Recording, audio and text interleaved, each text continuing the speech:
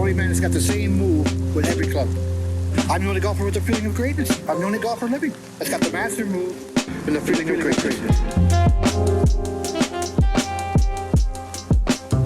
Hey, welcome to the Feeling of Greatness podcast. Probably been a while since I've hopped on the show. Thought I would spend some time today, and gosh, let's do a year in review. Let's talk about.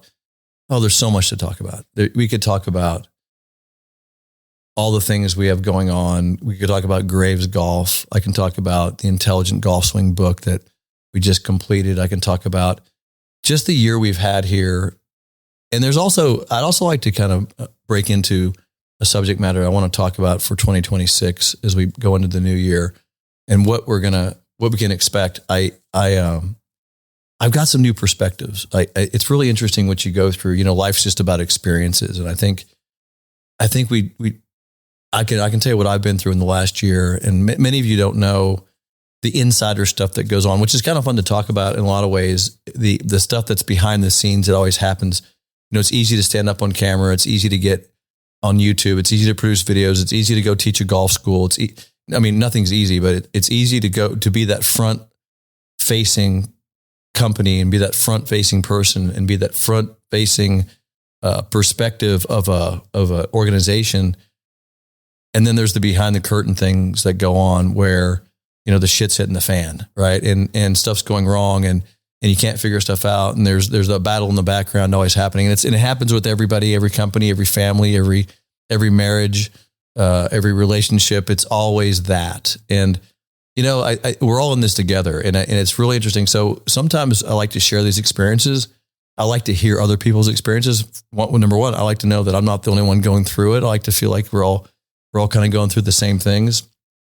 I mean, we could, you know, I will not get in politics on this, but geez, you could talk a lot about just what goes on in our world. Just, you know, turn on the news. Sometimes I wonder if I should shut off social media, right? But, you know, Graves Golf we've been through an amazing year. And I don't say that in a good way. I say that in a challenging, productive, constructive battlefield. We've been warriors here at the company. I really do have to do one thing though, as I talk about this is give so much credit to the people in this organization. My brother, Scott, Chris, Clayton, Tristan, Mason, Tanya, Mendy, the guys, Brad, James, everybody in this organization, David Cotter, the team here at Graves Golf, you know, Chad Edwards, Michelle. Gosh, I mean, I'm going to leave some people off of that list, but everybody that's in this organization, even Caesar working on the maintenance team down at the academy, and we have a bunch of guys down at the academy that are volunteers. I met a new guy yesterday. They just hired him yesterday. I walked in, I met him for the first time. It takes a family. It takes an organization. It takes people that are willing to dig in, and it's not going to be perfect. I would even say at this point, it's not even close to perfect. I mean, it's so far from perfect that I think I just don't even know what that word means anymore. But you keep going, you keep making progress. You put your shoes on and you keep going day by day.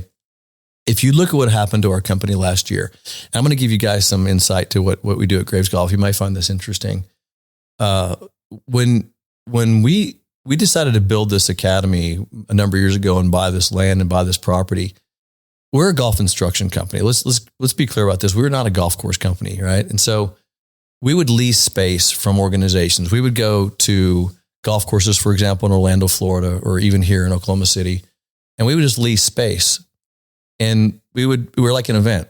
We put the event on, we put the school on, and then we pay them the lease for the period of time we were there, and the fees, the food, and we leave. So we're just an event. And it was a variable cost to the company. It wasn't a fixed cost. And so, you know, you run your organization like that. So you really don't have any overhead based on the facility. You're not maintaining any facilities. You're not fixing the greens. None of that's your responsibility. Why we decided to build a golf course, it really came down to we wanted we didn't have any control over what we could use at the facilities. We didn't have control over the range, what portion of the range. to make the deal breaker to us, to my brother Tim and me, the deal breaker was a day where we had been at a facility here in Oklahoma City, and we had a very large program that we had an agreement with the facility. You know, we can use the range, we can use the clubhouse as a meeting place. So we had this arrangement. Now, obviously the food was provided. I think I might have the dates wrong, but it was literally 2 weeks or a week before the event. They came to us and they said, by the way, next week, we've leased the entire course and the range out to the NAIA Golf Championship. You can't use the range or the clubhouse. Now, keep in mind that when we put on big events, these events are planned 3, 4, 5, 6 months in advance. So we have people coming in from all over the world for the event, for the golf school. I even had my business partners coming in because they would come in once in a while. I had my top business partners coming in, investors in my company coming in, and we don't have a golf course. And let me tell you something, you're not going to find a golf course that'll host our event a week before the event. It's just not going to happen. Mark my words, we brought in our own mowers to mow a portion of the driving range that wasn't even part of the driving range. We leased our own golf carts. We brought our own equipment in. We made it work, but it was ugly. It was, for me, the students, look, they all, students are great. They're forgiving a lot of times. I'm not sure this was forgivable for our golf school programs. And so we ran this event. And when I walked off that event, when I saw what we had to go through with the management that basically kicked us off the golf course, I said, we can't do this anymore as an organization, especially if we want to grow this organization. So I went to my brother and I said, let's go. The land had gone for sale at the old golf course we were at Coffee Creek Golf Course. And I went and bought the land. So we bought the land and we held the land for a little bit of time until we kind of figured out how to fund a building of the golf academy. So that was really what inspired, or I wouldn't even want to say it's inspirational. I want to say it was desperation that led us to buy the land to then come build the property. So that was step one.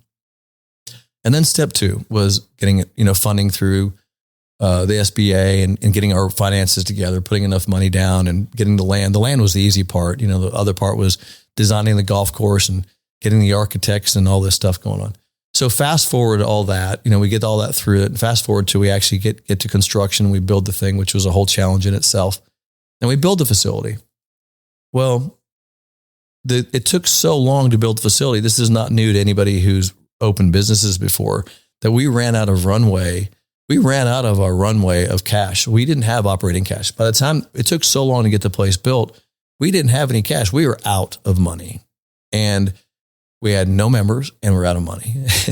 That is not a fun place to be when you have an organization, and we just took on a massive amount of overhead for the size of our organization.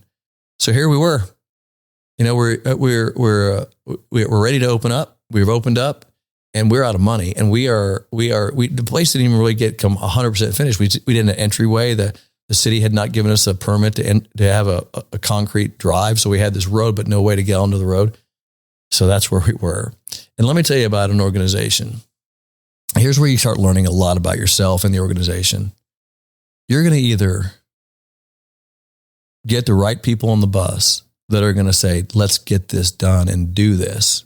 We're all in this together. We're going to make this work. We have a belief. We love the organization. We believe in what we do here. We love what we do here.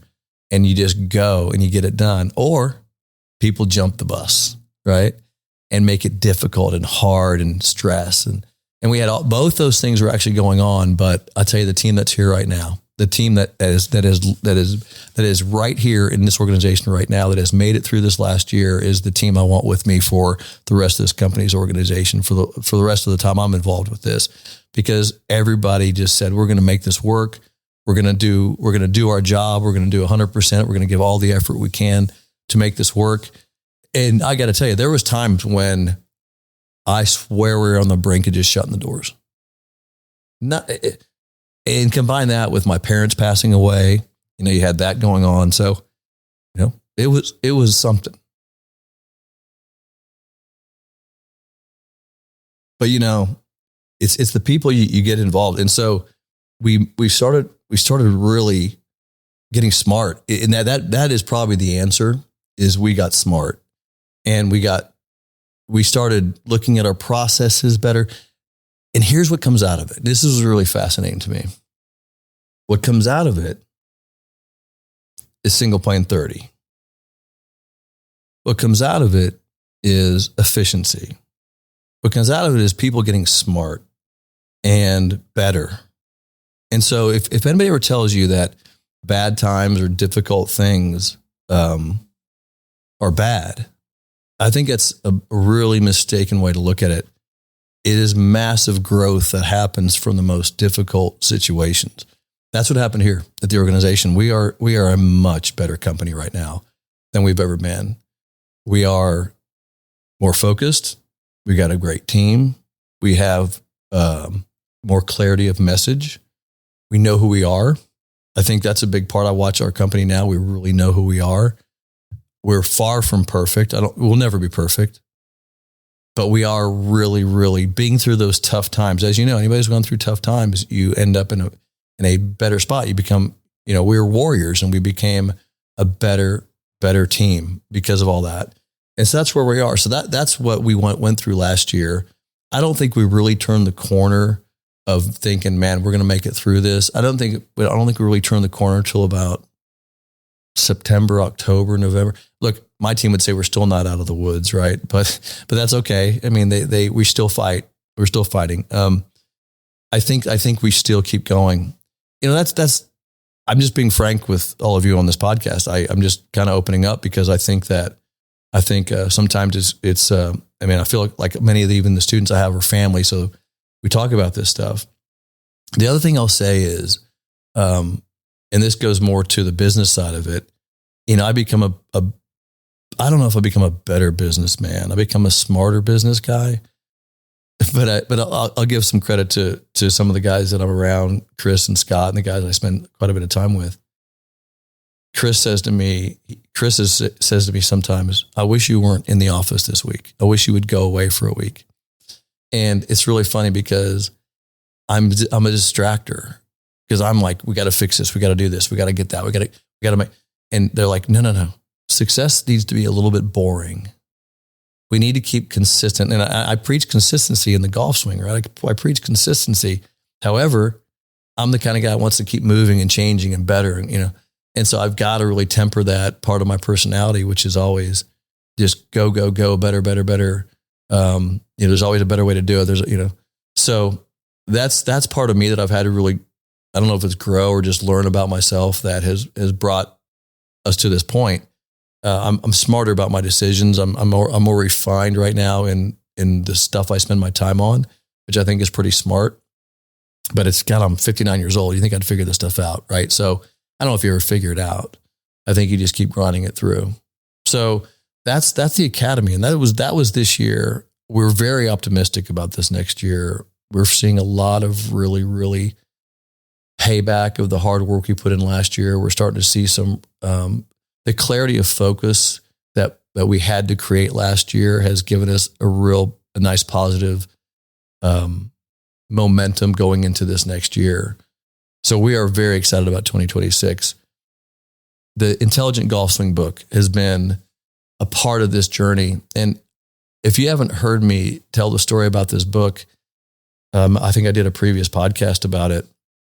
I think I did it in my Intelligent Golf Swing podcast. The book was really an accident. I got to be honest. Here's where my brain I'm in creative mode all the time. So when you give me too much time alone in a hotel room, I start creating, writing, just creating. I'm just always in that mode. And my background, starting with my coaching career in golf, my playing career as a golfer, my interest in the golf swing, and then you combine that with meeting Mo, my struggles with golf, and meeting Mo Norman, and digging into the science of the golf swing and the biomechanics of the swing, and then understanding all that. So, years and years, 20, 25, 30 years of all that.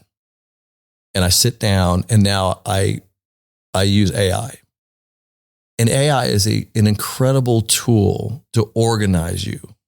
It's really what it is for me. Think about it. I take all of this brain dump that I have in my head, the ideas of the swing, Mo Norman, the things I think about, the way I put instruction together, single plane 30, how I think the body should work, my perspectives on it, my feelings. Okay, I got all this brain dump. How do I put that down in a piece of paper? How do I organize that? That might take, I don't even know where to start. Well, AI. So I brain dump. So I go into this brain dump with AI, and I'm putting in there questions I get asked about the swing, things I don't know how to answer, things I don't quite understand, things that I can't clarify. Like I can't, there's certain things I still don't explain well in the golf swing. And now I have this tool that is the most sophisticated, smartest person in the room that's going to help me organize my thoughts in my brain. So think about, now I have a brain organizer. And so here I go. It started out as a couple prompts in AI, and all of a sudden I got some responses. I'm like, well, that actually really says exactly what I wanted to say. That actually makes more sense than the way I was saying it. That actually really says it better than I could ever think about saying it. And all of a sudden I'm sitting there for hours and hours and hours and putting all of my knowledge that in my expertise and what Mo had told me, and here's what was fascinating about the book to me is when I finally got it to where it was like, oh my gosh, I'm looking at this manuscript, I'm reading through it, and I'm like, I don't know if I can make it better than that. I don't know if I can say it better than that. I don't know if I can organize it better than that. I don't know if I can. I'm like, this is really good. So of course, what do you do when you create something that you don't know if it's good or not? If you're kind of still, maybe it's just my own, maybe it's just maybe it's my ego just being too attached to it. I don't know. So I take it to my close peers, my friends who I really respect, who I know are going to say, Todd, if it's not any good, they're going to go, Todd, do something else. And I give it to my peers, and I said, hey, will you do me a favor and read this? I really want to give me your honest opinion about this. And there it came back and, wow, this is really good. This is really good. And I gave it to Todd Herman, who actually wrote one of the testimonials for the book. He wrote the Alter Ego Effect. I have much respect for Todd. Todd's one of the smartest guys I've ever known in my life. And he's also he's a mentor of mine. He's one of the greatest coaches. And by the way, Todd Herman's the guy that will call me out on my bullshit all the time, right? So he's one of my favorite guys because he puts up with no shit from me. So I got Todd, and I had Tom Tan, who's kind of I call it my spiritual guru. So I have all these people that I let see this project, and they all came back and said, yeah, you need to do something with this. So go to my publisher, and that was the most scary part for me because a publisher is going to look at it and go, what? Right? And so I give this book to my publisher, and I remember Millie at the publishing company says, she read it and she liked it, but she's like, are you really going to go tell people that you wrote a book with AI? And I'm like, yeah, I'll probably put it on the cover because it's the truth. It's what I did. Right. But here's what makes this book special. And maybe this is just me, but a lot of people have made this comment to me. It's a conversation. The book's a conversation. See, if you go read, I read today, I was looking through the PJ teaching manual, and I mean, I'm asleep 3 pages into it. I mean, I'm not saying the bad information is all terrible in there, but I'm asleep. I'm like, God, what a drag this thing is to read. It's like a textbook in college. It's like, can I just get through this? Please just give me the test. I'd rather just fail the test. That's the way most books are to me. Is like, oh my God, it's like, let me bark more information at you. Let me overwhelm you with all the things I know. And you got to stop every 3 seconds to see what that word meant. And I'm pretty sentimental. I just got to take a break. That's the way most books are to me. They just don't hold my attention. I think I'm ADD, and I just don't want to sit there and get more. I've been to business conferences. My wife, she drives her crazy. If I'm in a business conference and I'm watching a guest speaker and he gives me a tidbit of something that I'm like, if a light bulb goes off. He gives me one of those moments. I leave the room. I can't handle anymore. My brain goes, whoa, I have to go process that. And I go out in the hallway and I go sit and I got to process that, because otherwise I miss it, because then he goes on to the next thing and I don't process it right. So I've learned to just find the one thing that I need to process. That's when my brain has always worked. So this book is a conversation. And what happens is you follow the conversation, and the conversation, when you have conversations, you hear the conversation because it's all related. And so when you have a conversation with a good friend of yours, you're absorbing the essence of the conversation. It's all tied into the subject matter. And that's what happened with this book. And I was more fascinated, not by AI, by the conversation I was having. And the second part of the conversation about understanding that, it's hard to have conversation with people that don't step in with bias. Every conversation you have with your best friend, with your wife, with really close friends of yours, it all comes with a bit of bias. And let me tell you what I mean by that. If I have a conversation with my wife, she generally doesn't want to hurt my feelings, right? I mean, she wants me to be okay. And so if I say, honey, and if I'm wearing a purple shirt and pink pants and I walk in and I go, honey, do you think this looks okay? Granted, not my wife. If you know my wife, she's going to go take that off. So that's probably a really bad example. But generally, your friends are going to go, nah, well, Todd, hey, go try a white shirt, right? Just be better with a white shirt. So they try to soften the blow. They don't tell you that God, are you an idiot to wear that? They make it, they come with some bias because they love you and care about you. They don't want you to be hurt. And then if you talk about golf instruction to people, I mean, God, that's all we deal with is bias. Why doesn't Tiger Woods do it that way? Mo Norman never won a major championship. You get all this bias. And the bias is just bullshit, because it has nothing to do with the facts of the matter. Winning a major championship has nothing to do with having a great golf swing. Nothing. Do you have to have a good golf swing to win a tournament? Sure. Have guys with bad, not great golf swings won major championship? Yes. Right. So it's so the bias is always there. You'll never, I say never, it's rare to find pure, unbiased, objective standpoints. That's the problem with our world in a lot of ways. Facts, it all comes with bias, right? So when I read this manuscript, after I had kind of processed it through, because I just kind of flowed through, I just kept having the conversation, let it all come out. When I had this conversation, it just didn't have the bias. It was the most unbiased conversation. I didn't put something in there and say, you need to keep your trail foot down through impact. Well, Rory doesn't do that, or who else does that? No, it was like, tell me more. Here's why you keep the trail foot down, because it creates a limited, blah, blah, blah. I go into the instruction, limited the lead leg, the stability of the lead leg. And because you have the space, right? So I'd go into the rest of the conversation. Interesting. Tell me more. Right. So what about, and so if the AI, which named himself Sink in the book, he created a persona, a person, a golfer. When Sink had a question about something, it wasn't well, why doesn't Tiger do it that way? It was, well, if what you said before was that this happens, then shouldn't this happen? Right. It started clarifying it. So now I got a clarification. So now I'm able to process that by saying, maybe there's a better way to say this. So when I go teach this, it's more clarity.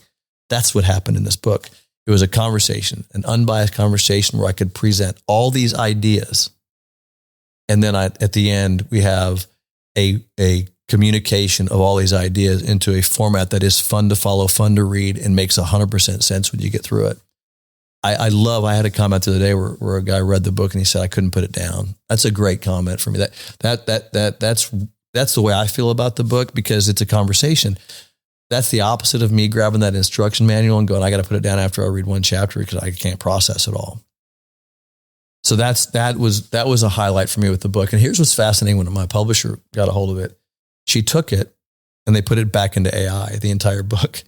And the reason they did that is because their biggest concern, the concern of the publishing world today, is that AI is going to write everything. Humans aren't even involved anymore. Well, AI came back and they actually put it into Chat GPT.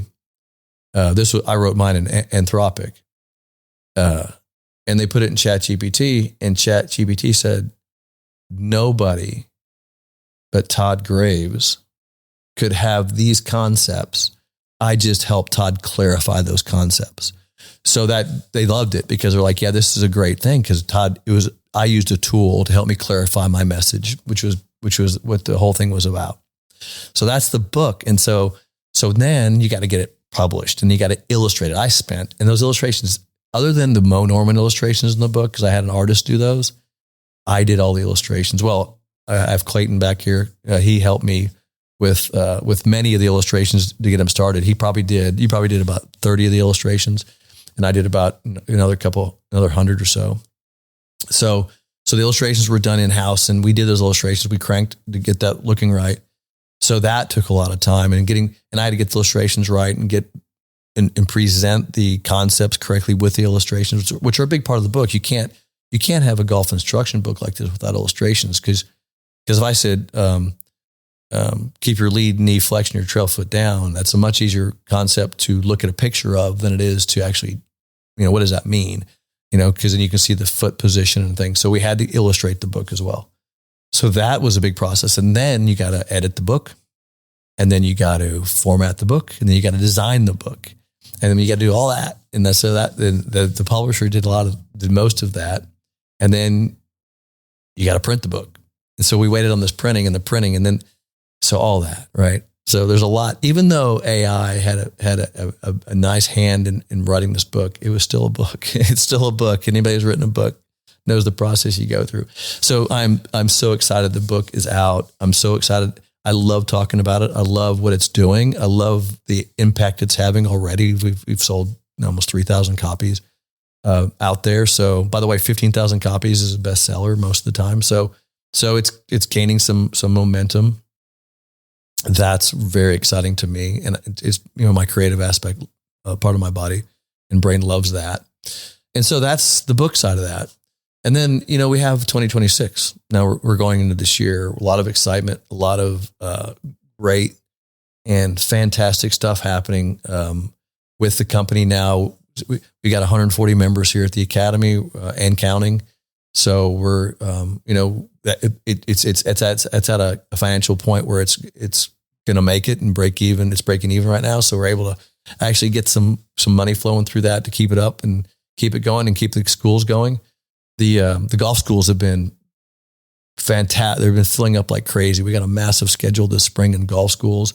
I know that the Callaway products launched literally yesterday. The new products launched. So my brother's been slammed with the new Callaway, with our relationship with Callaway and all the new Callaway stuff coming out. So if you guys are interested in all that, that just hit us yesterday. So that is great and cranking out there.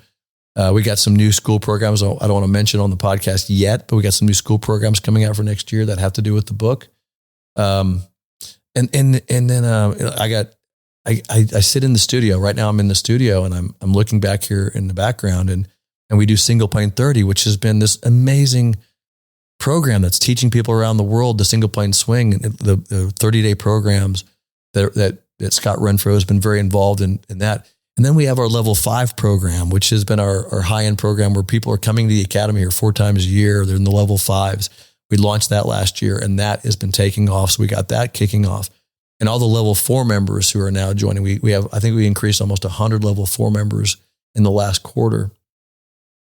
Wow. I mean, I could go on and on. It's just, and like, that's just part of the stuff that I have my hands in. You talk to my brother, sit him down in this chair.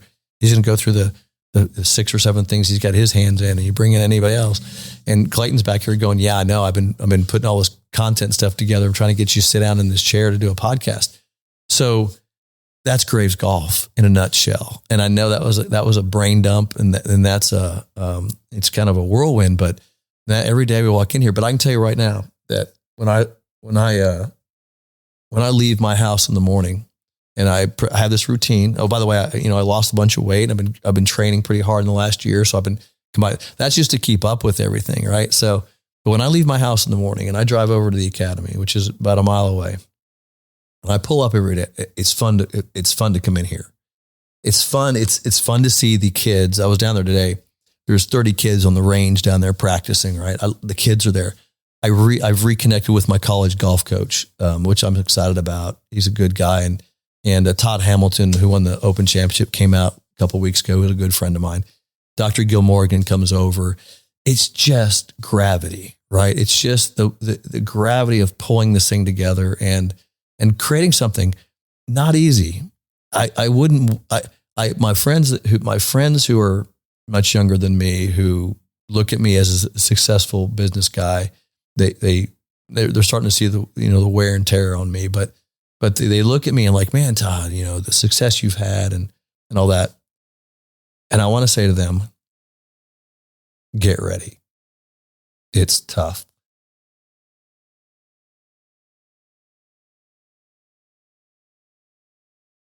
But it's worth it. It's worth it. But you got to be tough. I had a guy, my trainer, I work with him in the mornings, good guy, young guy. And I saw him this morning and God, if you look at my career as a golf teacher, I'm a trainer, right? I started out teaching lessons and after I was a player, I just would give lessons. So I'm in the same world as a personal trainer that's down the street, teaching one person at a time. And then you want to scale that. You want to teach more people. You want to get your message out. And he's in that boat. He's starting out. And I just want to grab him and go, are you ready for this? Or you can just keep, there's nothing wrong with just being the one trainer.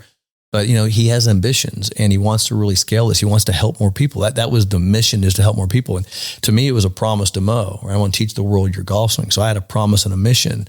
And, I see these guys, and once they get on that mission, I'm like, get ready for this. It's stuff. And I want to help. I want to help so much. I want to tell them I don't want to discourage them, but I want them to know that I want them to be smart about it and smarter than I was and not make the same mistakes. I don't know if you can do that. I think everybody's got to make the mistakes, but I do that all the time. And maybe that's the area I'm stepping into a little bit, is more of a mentor to some of these people that I run into that I want to help.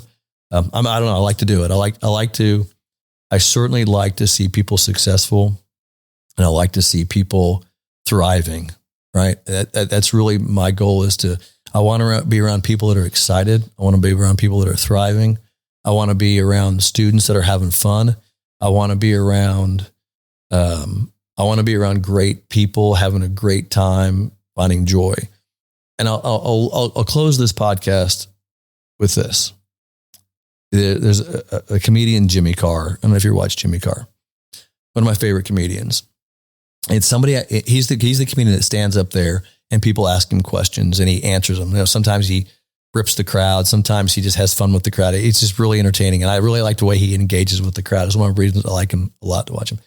And he actually sometimes he will actually get serious when in the answers that he has. And he says, somebody asked him, the question was, the question was regarding the importance of being a comedian. It was something about, do you like being a comedian, or do you find value in being a comedian? Where do you get your self-worth from being a comedian? And he said something really interesting. He goes, it's about play. He goes, if you think about anything we do in our life that has meaning and value to us, it's about playing. Well, think about it for a second. Play with your kids. Play golf. Play with your dogs. My wife and I, we go play. We go on vacations. We play. I started thinking, holy crap, he's right. He's like, the most valuable things in my life revolve around play. Creativity, play. Right? Being around my friends, having fun, play. Wow. So, curing cancer, important, right? Managing a company, important. But at the end of the day, is so somebody can play. And I heard him say that, and I was like, holy crap. That is a perspective I've never had. And I think I've fought my own personal, is what I do valuable? Is teaching golf valuable? That type. I've had those comments like, I could be doing something more important in this world, right? It could save lives. Maybe I am. Maybe anybody who teaches people how to play more, have more fun, be better, and find joy. I'm just saying that might be more important than the rest of it. But I think that was really a good podcast too. The way to end this podcast. Anyway, thanks for joining me. I look forward to a great 2026. This is the Feeling of Greatness podcast. Graves Golf, Todd Graves. I look forward to seeing you guys in the future.